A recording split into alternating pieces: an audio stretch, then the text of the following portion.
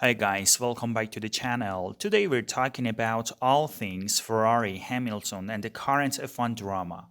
We'll take a look at the new car designs for next season, team strategies, engine controversies, and what the top drivers are really thinking. So grab a seat, relax, and let's dive into the behind the scenes of Formula One. There's a lot to unpack. And don't forget to hit that like button and subscribe if you're new here.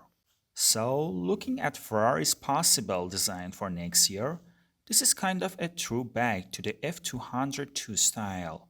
Honestly, the cars could end up looking really impressive. Here's a closer look at the front wing, and overall, this gives us an idea of the potential concept for the next season's cars. Of course, we know Marlboro won't be on the rear wing anymore. Instead, we're likely to see HP logos and some blue accents across the car. But honestly, who really knows what the teams will bring next year? That's part of the excitement. Every team could surprise us with something completely unexpected.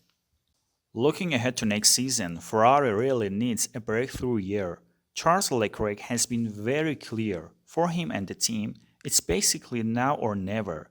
If Ferrari doesn't deliver next year, Leclerc could be looking at options like Aston Martin or even another team.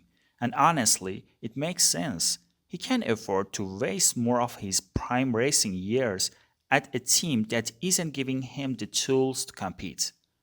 So, can Ferrari turn it around? Absolutely. Will they? That's a bigger question.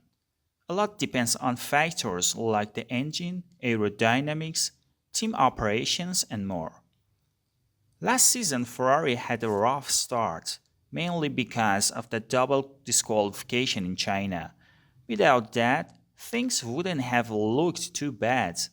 After that, from Imola to Silverstone, they were pretty solid. During that stretch, McLaren scored 214 points, while Ferrari scored 128, which was actually more than Mercedes and Red Bull in that same period. But after that strong phase, their points dropped in the following races, and ultimately, they finished fourth in the championship. It shows that consistency over the full season is just as important as a few good races. Interestingly, even Jose Mourinho weighed in on this topic. He mentioned that Benfica's history shows that while comebacks can happen, most of the time they don't. He drew a comparison with Lewis Hamilton, saying that although Hamilton arrived late in contention in the last two World Championships, he still has 7 or 8 titles, proving he doesn't always start slow. In fact, he's probably the most successful F1 driver in terms of championships. So yeah, Mourinho has a point. Now, whether he's trying to make a subtle comments about Ferrari's management or just talking casually, it's hard to say.